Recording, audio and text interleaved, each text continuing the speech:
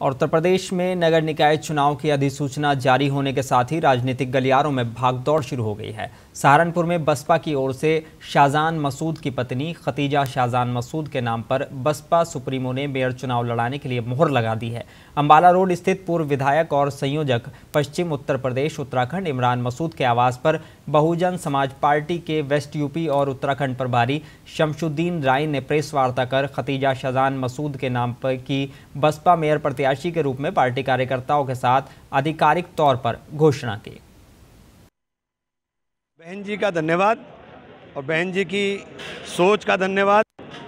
उन्होंने यहाँ से पहले महिला डिक्लेयर की थी, तो महिला सीट थी, तो उन्होंने महिलाओं के अधिकार को संरक्षित करने का काम किया। फिर दोबारा महिला को दे दिया, शिक्षित महिला को उम्मीदवार बनाया, उसके लिए धन्यवाद। हम तो बहन जी के सिपाही हैं, जितना दम होगा उतना लगाएंगे। पिछले नगर निकाय चुनाव में हमारे प्रत्याशी को 70,000 वोट मिले थे, तब बसपा मुश्किल से 1,500 वोट से हारी थी। और अब आप आंकड़ा लगा लो, जो राय साहब ने कहा है 70 के पार जाएगा जीत।